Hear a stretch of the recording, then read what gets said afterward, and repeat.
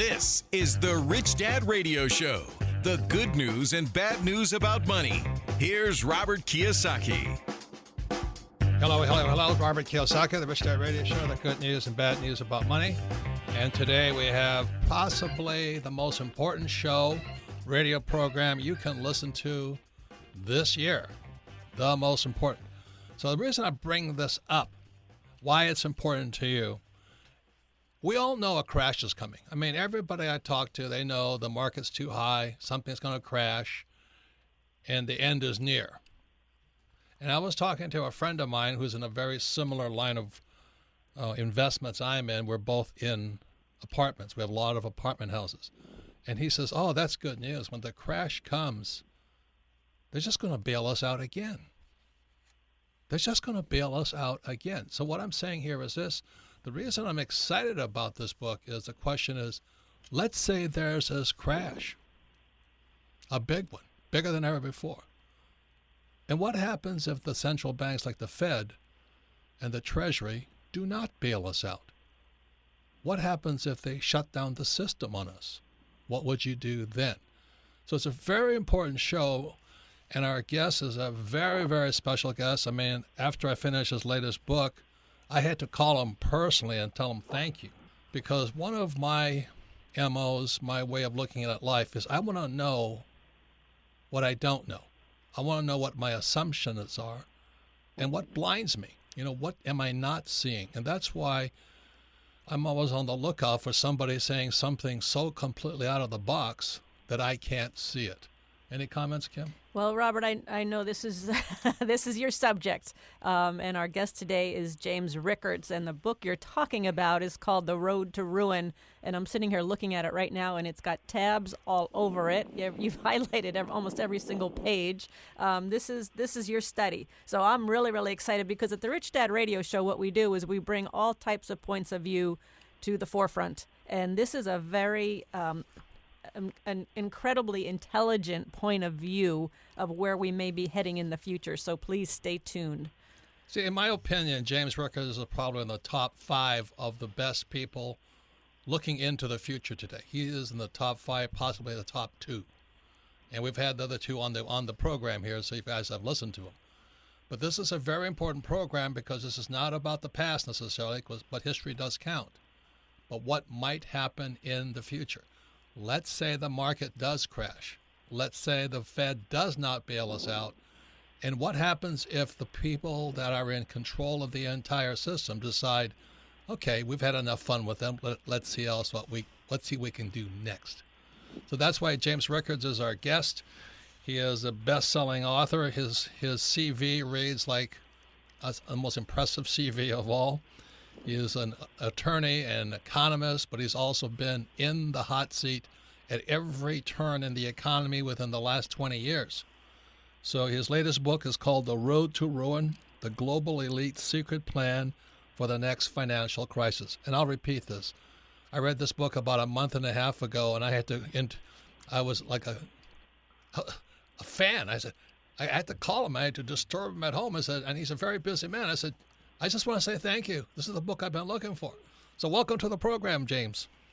Thank you, Robert. Thank you, Kim. It's great to be with you. And thank you for the kind words. I really, really appreciate it. And certainly enjoyed our dialogues and interviews in the past.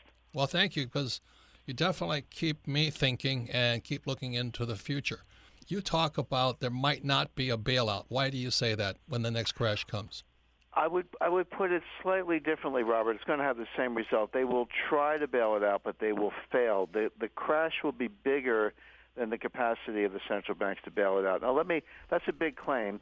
Let me back that up a little bit with some history and also some science. So I make a lot of claims in my books and in interviews and so forth, but I always back it up with analysis that you can. I don't like to debate claims because that's kind of pointless. One person says up, the other person says down. Where you're going with that. I always want to know what the analysis is, because then you can debate the science and debate the analysis. That's really where I like to stand my ground. So just take the not-too-distant past. Just take the last 30 years. Okay, in October 19th, 1987, the stock market crashed 21% in one day. Not a week or a month, but one day. And that was in today's, I'll just use the Dow Jones as an example. So the Dow Jones is around 21,000, give or take, as we're speaking. Well, 20% of that would be over 4,000 Dow points. So we both know that the Dow Jones fell 400 points in a day. It would be all that anybody was talking about. It would push, Trump's tweets and James Comey, all this stuff.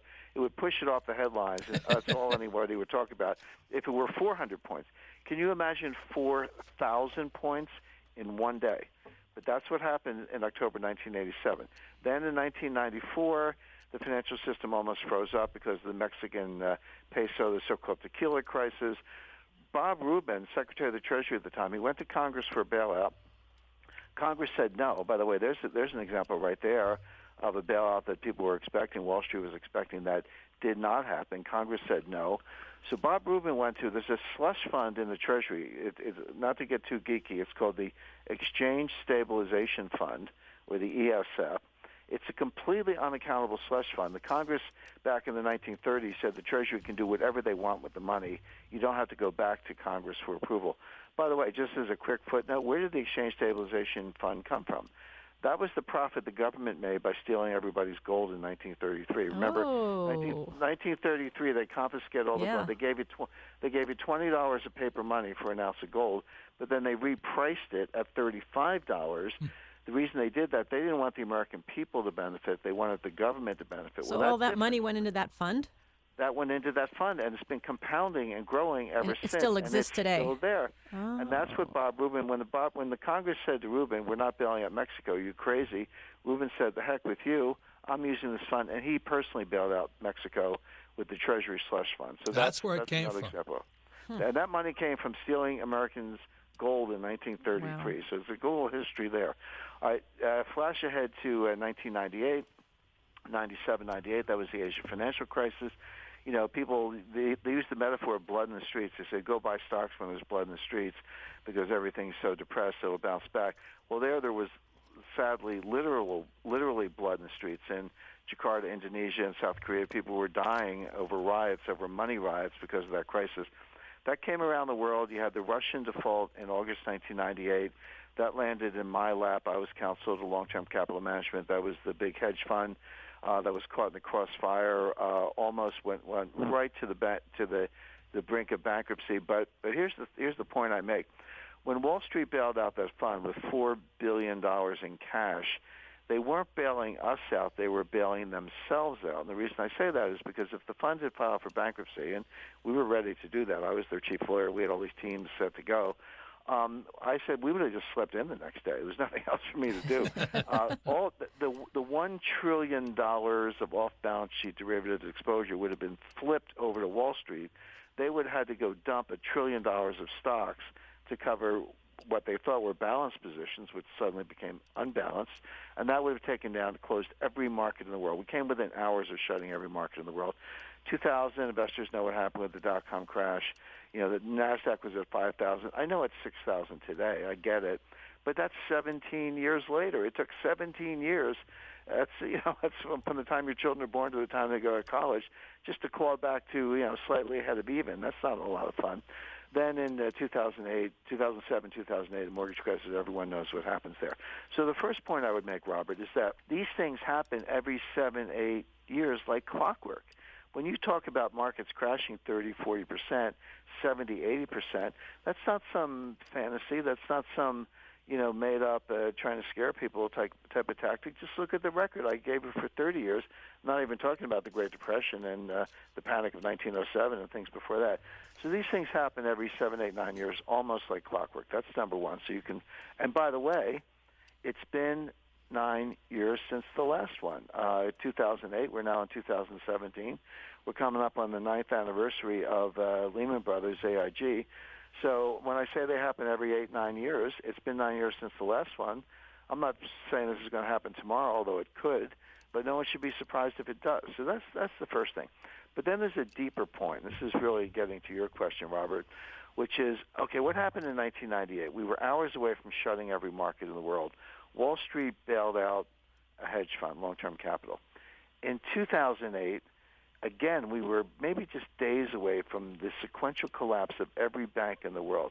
Look at what happened. March 2008, Bear Stearns collapses. June 2008, Fannie Mae and Freddie Mac collapse. September 15th, 2008, Lehman Brothers collapse, etc. Morgan Stanley was just a couple days away. John Mack knew it. Then Goldman would have been behind that. Then Citi, then Bank of America. They all would have collapsed when the government came in and bailed it out. But in 98, Wall Street bailed out a hedge fund. In 2008, the central banks bailed out Wall Street. The point is, each bailout gets bigger than the one before. The next one is not going to be a crisis of confidence in Wall Street. It's going to be a crisis of confidence in the entire system. It's going to be a crisis of confidence in the central banks. Who's going to bail out the central banks? My point is, each bailout, each crisis gets bigger than the one before. Each bailout gets bigger than the one before. We are now at the point where the systemic risk is so large, it exceeds the capacity of the central banks to bail it out. Now, will they try? Yeah, they'll try, but they won't succeed. And then when they can't, when the fire engine shows up and they're trying to put out a fire and they've only got a gallon of water and it's gone and it's like, oh, gee, the fire's still burning. What do we do? People are taking their money out of money market funds. They're taking their money out of the stock market. They're selling real estate. They're redeeming. They're taking the money out of the bank. They're afraid for the whole system. But they're out of ammo, or at least they're printing money, but it's not working because people no longer have confidence in central banks. Then what do you do? Well, we know the answer. The answer is you lock it down. You shut down the system. And people go, well, that would never happen. I'm sorry, it has happened over and over again. Once again, this is Robert Kiyosaki, the Rich Dad Radio Show. Our guest today is James Rickards, probably one of my many few favorite guests, because his latest book, The Road to Ruin, The Global Elite Secret Plan for the Next Financial Crisis, he's talking to you today about the crash coming tomorrow or the next day. And the question we're asking him, or I'm asking him, and the point he makes in the book, his latest book, The Road to Ruin, is what happens if it doesn't go the way we expect it to go. As I said earlier, my friends are all expecting to get bailed out one more time. And James Rickards is saying, what happens if it doesn't work? And James, you said there's going to be a loss of confidence, not just in Wall Street, but the whole system. Correct. How is that? The global system. Yeah, why is that? Well, because we'll have this crash. It'll start out. By the way, it could start anywhere. Everyone, one of the questions I get most frequently is, well, what's going to cause it? And my answer is it doesn't matter. And I'm not being glib when I say that. It's like, what causes an avalanche? Avalanches happen. Earthquakes happen. What causes them? Well, technically there's a cause. There's some snowflake that started the avalanche. There's some little stress fracture in the tectonic plates that starts an earthquake. But you can never find it. What you see is the result. The emergent property, the catastrophe. You see that. You never see what's coming. But the point is, in an avalanche, if it wasn't one snowflake, it would be another. So I could give you examples of things that could start a financial panic. The failure of some major bank to deliver gold. What we just had in Canada with this sort of second-tier bank mortgage lender that appears to be near insolvency. Something like MF Global. By the way, not every time one of these things happens, it doesn't mean that it leads to a collapse. It just means that it might, and if it's not one thing, it'll be another. So again, natural disaster could be a lot of things, but it'll be something. What I focus on is the instability of the system as a whole. Correct. When the right catalyst comes along. Jim, when we come back, we'll be talking more about this. But once again, this is the Robert Kiyosaki and the Rich Dad Radio Show. Our guest today is James Rickards. His latest book is The Road to Ruin, The Global Elite Secret Plan for the Next Financial Crisis. And we're asking the question, are you prepared for the next financial crisis? You're listening to the Rich Dad Radio Show with Robert Kiyosaki. Thanks for tuning in to the Rich Dad Radio Show. If you like what you're hearing, go to iTunes or Android, subscribe to the show, and leave a rating and review to help other financially minded people like you find the Rich Dad Radio Show. Thanks for tuning in and keep on learning. Every business owner and real estate investor needs asset protection. Entities like LLCs, S or C Corps are vital to protect yourself and your business. Let Corporate Direct guide you through the process of forming a corporation or LLC. Corporate Direct is owned by Rich Dad advisor Garrett Sutton and is Robert Kiyosaki's choice for corporate formation. Mention Rich Dad and receive $100 off a formation. Call 800-600-1760. That's 800-600-1760. Or visit online at corporatedirect.com. That's corporatedirect.com. It pays to listen. Now back to Robert Kiyosaki and the Rich Dad Radio Show. Welcome back, Robert Kiyosaki, the Rich Dad Radio Show, the good news and bad news about money. And once again, you can listen to the Rich Dad Radio program anytime, anywhere on iTunes or Android. And all of our programs are archived at richdadradio.com. And we archive them because we're an education company. We do not make recommendations on what to buy or sell. But because we're an education company, we recommend you listen to this program 2-3 times. Listen to it with your friends, family, and especially your brother-in-law who knows everything, and then discuss it. Because the information you're hearing now will make more sense the second and third time. And I was saying to Jim during the break, I've been in the audience 2 or 3 times lately, and every time he speaks, I call him the fire hose, because he has so much information. It is coming at you so fast. I'm sitting in the audience. There's no way you can take notes. I just got to sit there and kind of hang on for dear life and hope some of it sticks in my brain. And the reason I called him right after reading The Road to Ruin, The Global Elite Secret Plan for the Next Financial Crisis, the book goes at my pace and my speed of learning. So anyway, that's why I really love this book, because you crystallize and you basically back up everything you're talking about. Any comments, Kim? Yeah, and we're talking to James Rickards. He's the New York Times bestselling author and economist, and the book Robert's talking about is called The Road to Ruin, The Global Elite Secret Plan for the Next Financial Crisis. Keyword next. And he's also the author of The New Case for Gold, The Death of Money and Currency Wars, which is the very first book that I've read of Jim Rickards. Currency Wars is fantastic. Yes, and the website is jamesrickardsproject.com. So we're talking to Jim about, everyone, well, what's going to cause it? When's it coming? What's the date? All that stuff. And what I love about, he says in The Road to Ruin, which I completely agree with, nobody knows what's going to happen. But as he talks about the global elites, and Jim is one of the advisors to the global elites, so he's not blowing smoke here. The global elites are just waiting for the next event. It could be 9/11, it could be an earthquake, it could be another Fukushima nuclear reactor. They're just waiting for the next event, and there is something coming. And they being who? The global elites. And the question, and the reason I started this whole program is, are you prepared? Whereas my friend, who's also in real estate and all this, he says, don't worry, they're just going to bail us out again. So when the next crash comes, he's not worried. He just thinks it's going to bail them out. But what Jim is saying in The Road to Ruin is what happens if they don't do it, but not only if they don't do it, why they won't do it. So I highly recommend you get this book. You want to protect your family's future and your future, and prepare to possibly prosper rather than get wiped out in the next crash coming. Please get his book. So Jim, is that accurate? You think the elites, they're just waiting for some event. Is that correct? They're waiting for an event. They know it's coming. They understand the instability. They can't talk about it. If you're Christine Lagarde, the head of the IMF, or Janet Yellen, the head of the Federal Reserve, or Mario Draghi, or any of these elites, they understand what I'm talking about. By the way, they don't have the same models. I think when I say they understand it, they understand that there's a lot of systemic risk. They understand that the problems of 2008 have been patched up, but they have not been fixed. So they know that much. They don't really understand complexity theory, which is the science behind what I'm describing. They think another crisis will come. What they don't understand is that it will be significantly, exponentially larger than the one before, and actually exceed the capacity of the central banks to bail it out. But they have an intuition about that, and so they're ready with, that they hope they can bail it out, but they're going to try a couple different ways, but they know it might not work, and they're getting ready to shut down the system. Let me give you some very concrete evidence of that, Robert. Again, it's easy to say, but it's more difficult to back it up, and I want to back it up.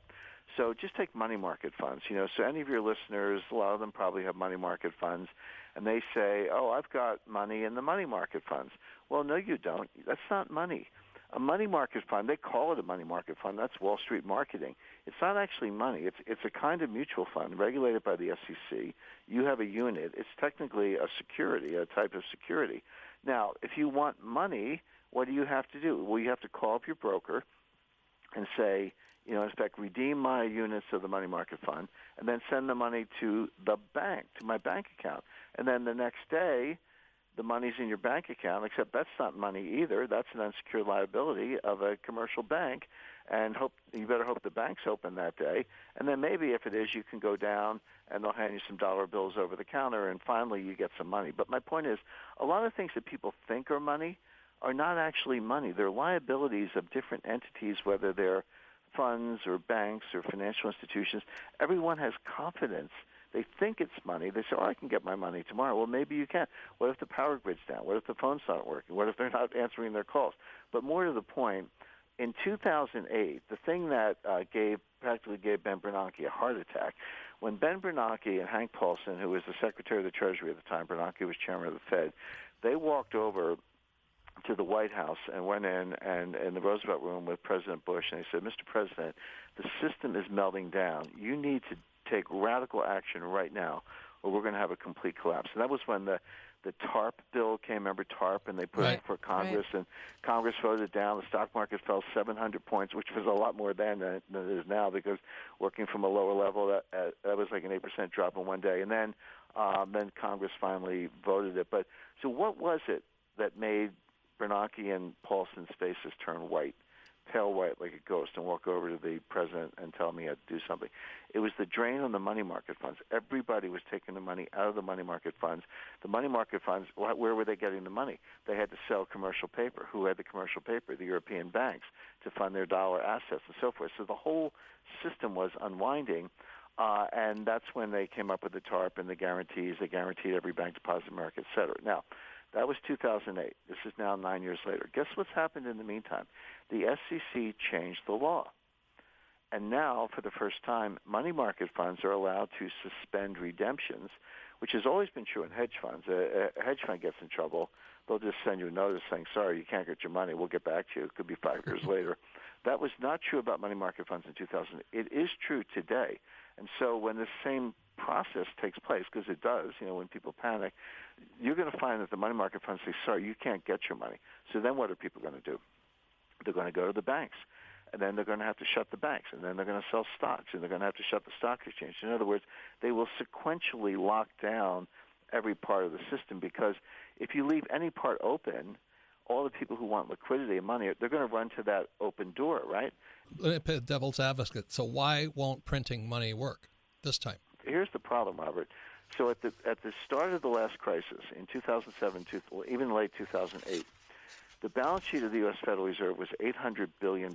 That's how much money they had printed, $800 billion. To deal with the last crisis, plus QE1, QE2, QE3, they got it up to $4.5 trillion, right, over 5 times where they started. But if somehow they had normalized that, if somehow they said, okay, the panic's over, the liquidity crisis is over, let's normalize our balance sheet, let's get it back down to, doesn't even have to be $800 billion, it could be $1 trillion or $1.5 trillion, something like that. I'd be the first one to say, hey, nice job, guys. You bailed out the world and you got back to normal. That's not what happened. They never got back to normal. They're still at $4.5 trillion. So now, to answer your question, Robert, in the next crisis, what are they going to do? Print another $4.5 trillion? Once again, it's Robert Kiyosaki, the Rich Dad Radio Show. We're talking to James Rickards. His new book is called The Road to Ruin, The Global Elite's Secret Plan for the Next Financial Crisis. You're saying they're going to print more money, but people won't believe it? I mean, do you actually believe people are that smart? They won't actually believe all this money is bad? Everybody has there are a couple different names for it, Robert. This, by the way, now we're in the realm of psychology, but right. What you cover in Road to Ruin. Right, and there is gold, paper money, dollars, euros, bitcoins. There is one thing behind all of it, which is confidence. Right. If you have confidence that something's money, then it's money. And at different points in different times, feathers have been money, shells have been money. Anything can be money if people believe in it. It's a belief system. If I give you something and you think it's money and you're confident that you can give it to somebody else and they'll think it's money, then it's money. And it can be a digital Bitcoin or it can be anything else. The problem is what happens when confidence is lost. So what we're talking about is what is the invisible confidence boundary where the Fed went from $800 billion to $4 trillion, whatever, nobody cares, or some people care, but most people don't. But then you go to $7 trillion, $8 trillion. At what point? So imagine you have a bunch of people in a conference room, like any you're a speaker at conferences, and so you got a bunch of people in the room, and you're talking, and two people, let's say there are 100 people in the room, two people get up and they run out of the room really suddenly. What does everyone else do? They probably don't do anything. They think, well, that's odd. Maybe they got a text message. Maybe they were late for something, whatever. It's odd. But they sit there and listen to the rest of the lecture. What happens if 30 people get up and run out of the room? Chances are they're going to be right behind them. They're like, hey, I don't know what's going on. Maybe the place is on fire, but I'm out of here. In other words, in scientific terms, in mathematical terms, your threshold, your critical threshold where your behavior changes is greater than 2, less than 30, in the example I just gave you. And everyone has a different threshold. I like to say when it comes to the collapse of the dollar, Paul Krugman will be the last guy to leave the room. But, but some people are scaredy cats, and they're going to run out really fast. Other people are bold. They're going to wait till the end. But everybody has this critical threshold. It's invisible. You don't know what it is. It's different for everybody, but it feeds on itself. So imagine just some people bailing out of the system. Well, that's going to be enough to cause other people to cross their threshold. They'll bail out of the system. This is all dynamic and psychological, and this is what the Fed doesn't understand. Well, it's another word is called panic, so hold your thought. When we come back, again, we're talking to James Rickards. His latest book is called The Road to Ruin. It's a global elite secret plan for the next financial crisis, not the one in the past, the one that's right around the corner. And Jim also has solutions for what you can do to prevent your money from disappearing if there is this big freeze that happens and all the system closes. So, there actually is something you can do. So when we come back, I want to talk about my favorite subject is who are the two biggest losers, when the panic hit. You're listening to the Rich Dad Radio Show with Robert Kiyosaki. Rich Dad Coaching offers a phenomenal variety of services and custom strategies, all aimed at ensuring a secure, comfortable, and rich future for you and your family. Now you can get weekly access to exclusive Rich Dad coaching services through our live stream events. Go to richdad.com and click on the On-Demand banner at the top of the homepage. Great new videos are updated regularly. Get inside knowledge and insights from Robert Kiyosaki himself, Rich Dad coaching professionals, and more. Go to richdad.com and click on the On-Demand banner at the top of the homepage. This is the Rich Dad Radio Show, the good news and bad news about money. Here's Robert Kiyosaki. Welcome back, Robert Kiyosaki, the Rich Dad Radio Show, the good news and bad news about money. Once again, listen to the Rich Dad Radio program on your time and your schedule, anywhere you want, on iTunes or Android. And all of our programs are archived at richdadradio.com. We archive them because we're a financial education company. We make no recommendations. We're not an advisory service. So you listen to it again, you'll pick up 2 or 3 more things. Discuss this broadcast with friends, family, and the more you discuss it, the more you'll understand. But most importantly is read The Road to Ruin, the Global Elite Secret Plan for the Next Financial Crisis, written by James Rickards. Please read the book. It is a fantastic book because it's not about 1929. It's about what's coming around the corner. Any comments, Kim? Well, this is going to be I can't wait for this segment of the show because we're going to talk about winners and losers. Winners and losers and what you can do, because actually there is something you can do, because we have a lot of doom and gloom sometimes, but this is not doom and gloom as much as reality and what's really happening. So let's get started.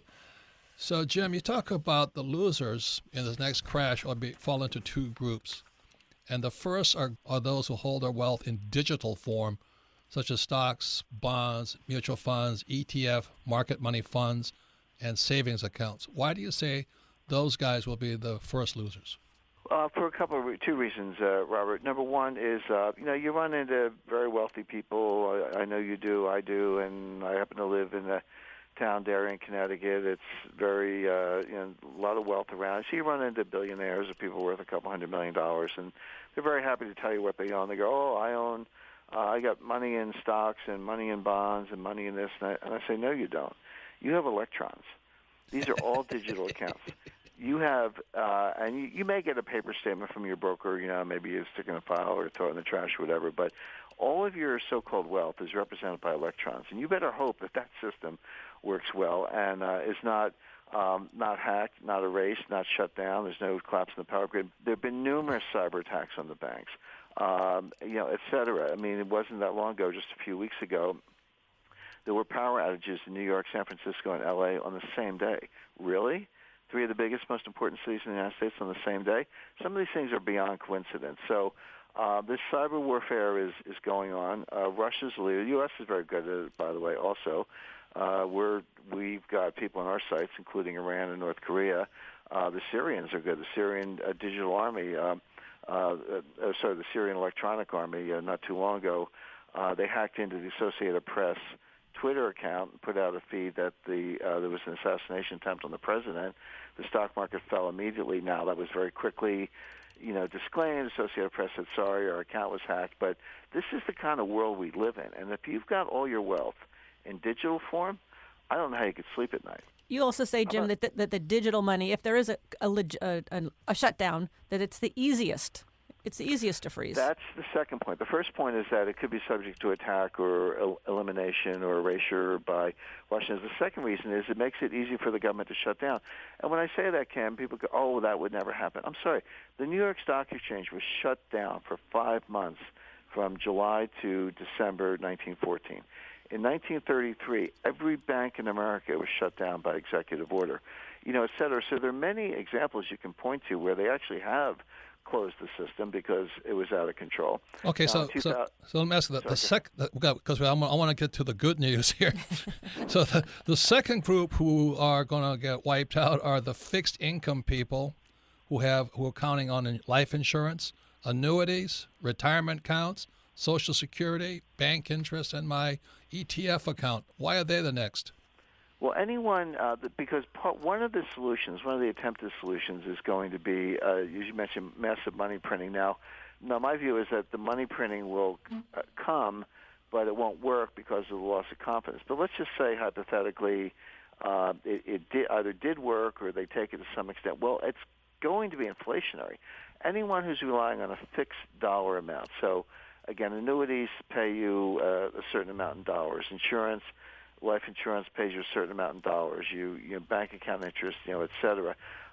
Retirement income, your pension, defined benefit pension plan, et cetera.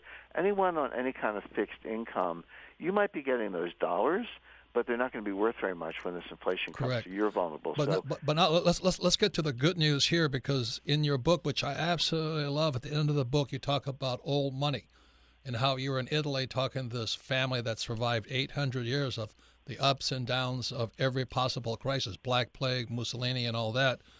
How did they survive? This is the point.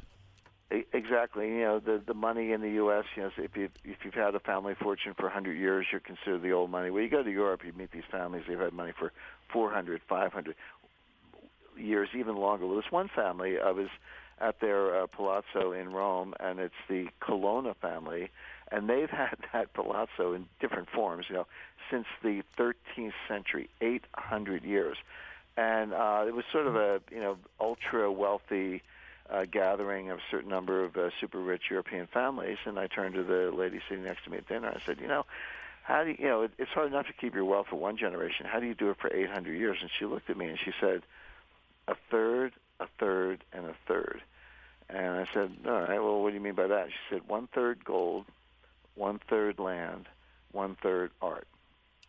Now, you have some cash on the side. You might have a business, as I say, and you need some cash to run your yacht or your jet or whatever, just for walking around money, as we say in Philadelphia. But the point is, those are the things that last. And just to make it concrete, in 1620, during the middle of the 30 Years' War, if you were living in Bavaria and you were a nobleman or wealthy, and von Wallenberg was in the next town burning down everything in sight, you could take your art off the wall, roll it up, put it in a backpack, grab your gold coins, put it on a purse, get on your horse and ride away. And then, when the fighting was over, come back. Your land is still there. You were dispossessed. You for a period of time, but you come back. You still got good title to the land. The land's there. You put your painting back on the wall. You dump your gold coins on the table, and your wealth is preserved. You're back in business, and your neighbors have all been wiped out. So there's a very powerful lesson there. By the way, there's a difference between making money and keeping money. What we're talking about, right? A lot of ways to make money. I like to make money, or I like it when people earn it through productive activity or creativity or entrepreneurship or taking risk or hard work or they're prudent or whatever. But preserving wealth is a different exercise, and that's really what we're talking about. And when you talk about art, you're talking about like museum quality, not like your neighbors. Not my etching. Yeah. Not Your sculpture. not my college dorm poster collection. No, we're talking about museum quality art, and if you can, you've got the kind of budget where you can buy a fine art painting, that's great. And if not, there are some. You have to be careful of selection. I'm not recommending any particular names, but there are some well-managed fine art funds out there where you can invest along with others in museum quality art. So then the key to real estate, like you talk about, people are going back to Cuba now, and even though they had to leave their land, as long as the Cuban land title claims are solid, the Cubans going back to Cuba may be able to get their land back. Is that what you're talking about? Correct. This is a negotiating point between the United States and Cuba. So now we are in the process of normalizing relations with Cuba. It's not fully restored diplomatic relations, but we're getting closer. But believe me, I have friends in Miami. They're in their 60s. They left Cuba when they were 9 years old. Their parents some may still be alive, some may be deceased, but they've got those deeds. They've got those land records. And sure, the communists came in, took over the houses, turned it into party headquarters, or whatever was done with them. But they are going to make those claims, and the United States government will back them up. And I'm not saying everybody gets every house back just the way it was, but some of them will. And in any case, you'll get some kind of compensation for it. So those claims have not gone away, and that's a good example of how land endures. Well, that's what happened for the Japanese in California. Because my family, I had a lot of family members in California, and they had their land confiscated by the government after Pearl Harbor. And they got their land back eventually, but it was a process, right? Right. So once again, we're talking to James Rickards. His latest book is The Road to Ruin. Subtitle is The Global Elite Secret Plan for the Next Financial Crisis That's Coming. And it's a very important book for all of you to read. Like I said, I call him the fire hose. He comes at you, but his book is so in-depth. Please read it for your own security and your financial future. And there's another book that Jim Rickard came out with last year called The New Case for Gold, because, Jim, you still hold that gold can go to $10,000, and in this book you really back it up with your evidence and your research and why that is going to happen. You still calling for $10,000 gold? Yes, and the reason, Kim, is it's not a made-up number. I don't put it out there to attract attention or get headlines, et cetera. It's actually the price that gold would have to be in a gold-backed system. We talked earlier about the loss of confidence in paper money, and that's a psychological issue, and there's some point, and you hit it, and boom, it goes away. Well, how do you restore confidence if you had to? A couple ways to do it. I mean, one way is lock down the system. That doesn't restore confidence. It just tells people they can't get the money.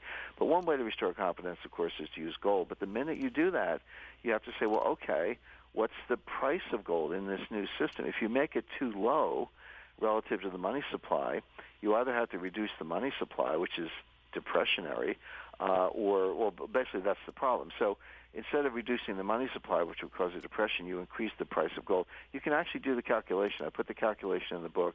But $10,000 per ounce is the implied non-deflationary price of gold in a gold-backed system. So if you have to go to gold to restore confidence, you've got to get the price right to avoid a depression. And that answer is at least $10,000, possibly higher. I don't need to go into the higher figures, but they're all in the book. But it could be as high as $40,000. But $10,000 is enough to get the message out there. What would you say to the person listening right now? I mean, why should they believe you or not believe you, or what can they do if they have nothing?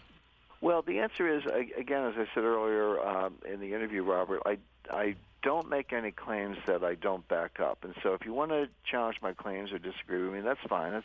It's everyone's entitled to their views, and I'm always happy to get into a debate. Let's talk about the analysis. Don't tell me what I'm missing in my claim. Tell me what I'm missing in my analysis. But my analysis is backed up with science, with math. History. These are not History. Psychology.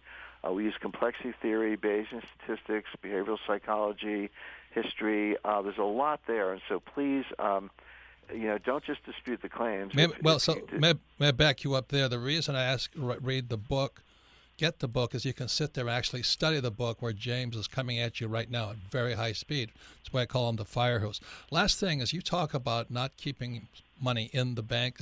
I'm not saying Rich Dad is not saying that. I'm saying, is that what you recommend? Look, we're part of the system whether we like it or not. I have credit cards, I have debit cards, I have a bank account, I have some money in the bank. So it's just not practical to think you can get all your money out of the bank. But you should get some of your wealth out of the bank. So if they shut the banks down, you're still a person who can get up and go shopping or feed your family or preserve wealth. And so just don't. We all have some money in the bank, but just don't overdo it. Certainly don't have more than the insured amount. If you have more than that, open up multiple bank accounts. But get some of that money out of the digital system into physical gold, physical silver, land, fine art, the things I mentioned, natural resources, oil, water, etc. Not 100%. Don't do anything 100%. Always diversify. But if you're 100% in the digital system, you're the most vulnerable person of all. Right. And I think it's funny. Every time we talk with you, Jim, we go out and buy more gold. and we actually keep more money outside the system. But anyway, Jim, thank you very much for writing this book. Like I said, I read the book. Kim says it's all dog-eared, earmarked, written up, tagged. It's The Road to Ruin, the Global Elite Secret Plan for the Next Financial Crisis, which is kind of right around the corner. So please get his book so you can understand it better. And when we come back, we'll be going to the favorite part of our program, which is Ask Robert. You're listening to the Rich Dad Radio Show with Robert Kiyosaki. Financial freedom begins with financial education. Now back to Robert Kiyosaki and the Rich Dad Radio Show. Welcome back, Robert Kiyosaki, the Rich Dad Radio Show, the good news and bad news about money. I want to thank again to James Rickards, his latest book, The Road to Ruin, but his other books are The Currency Wars, The Death of Money, and The New Case of Gold, which came out 1 year ago in 2016. And his latest book is The Road to Ruin, the Global Elite Secret Plan for the Next Financial Crisis. Please get that book because it's not about the last depression, it's about the coming depression. And the more you know, you can make your own decisions what you're going to do. The reason I like his book is because I've already done most of the things he recommends doing. I've been doing it for most of my life. So anyway, thank you to Jim. You can listen to the Rich Dad Radio program anytime, anywhere on iTunes or Android. And all of our programs are archived at Rich Dad Radio. We archive them so you can listen to it again because second time you listen to it, you'll learn even more. If you discuss it with your friends, family, and loved ones, you may even get huge insights. But most importantly, please get his book, The Road to Ruin, and study it. Please study. So you can submit your questions to Ask Robert at richdadradio.com. So what's the first question, Melissa? Our first question today comes from Ramin in Canada. Favorite book, Rich Dad, Poor Dad. It says, Robert, my question is how protectionism will be saving the U.S. economy if they are really in financial crisis. What's your prediction about the consequences of that policy in short and long terms for the U.S. and the rest of the world? Who knows what's going to happen? The reason we have James Rickards on board is because it's always about the money. Follow the money. So we can sit there and, discuss elegantly what Trump's going to do and what Yellen is going to do and all that. But the most important question is, what are you going to do?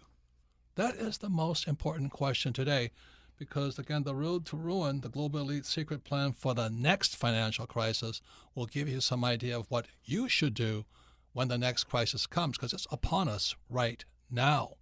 That's the point. I don't understand why people discuss things they cannot change. I mean, what Trudeau is going to do and Trump's going to do and Mexico is going to do for NAFTA, I have no idea. I don't really care, but I do know what I'm going to do. Any comments, Kim? Well, I just know that the government is not looking out for you and me.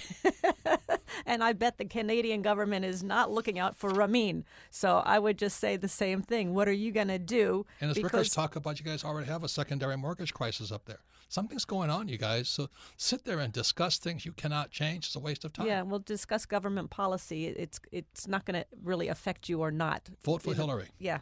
You do your study, figure out what you're going to do, and take action and take care of you. What are you going to do? Next question, Melissa. Our next question comes from Gary in South Africa. Favorite book, Rich Dad Guide to Investing. What do you think a new gold standard will look like, and how would silver be integrated into this standard? That's a great question, but it's the same answer. Please get Rickards' book, The Road to Ruin, the Global Elite Secret Plan for the Next Financial Crisis. And I'll be in South Africa, specifically Pretoria. in July, so I look forward to seeing you all there. The point here, ladies and gentlemen, is this. It's what are you going to do? And exactly as I started this whole program with Rickards, I said I like reading his books because I want to know what people don't know. I want to see what I cannot see. So the reason I do these programs, the reason I study, the reason you can ask him, I'm reading and studying constantly talking to people, because I don't know either. But I'm already doing things based upon my study.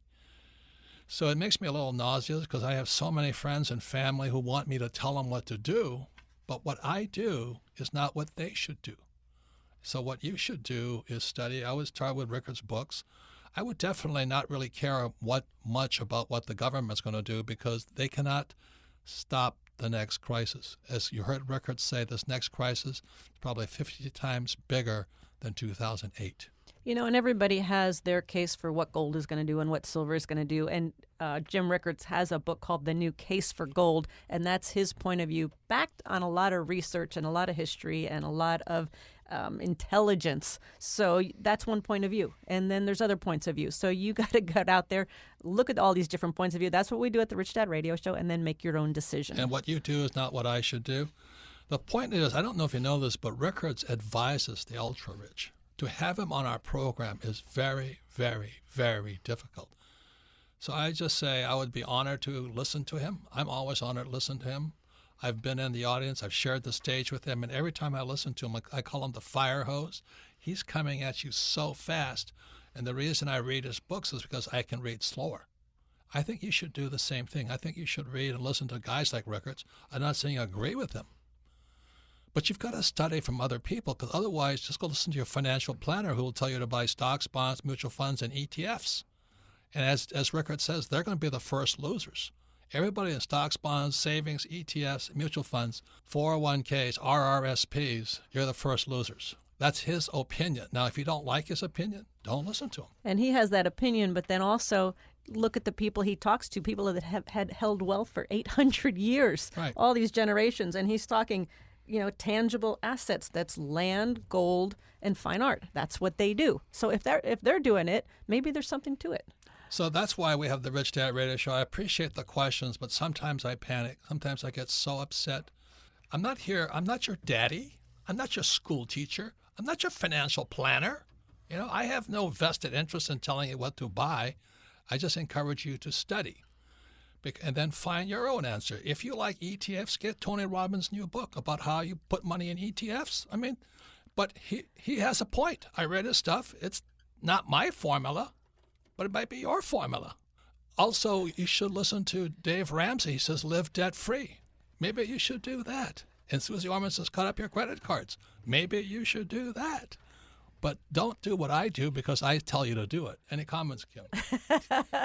I just want to thank people for sending in their questions, for listening to our program. I know sometimes, Robert, nice. you get upset and you get, a little riled up, and I really want to thank all our listeners. And there's a lot of great questions out there, and there's also a lot of study to do. So take heed in all of it. Your answer is your answer. My answer is my answer.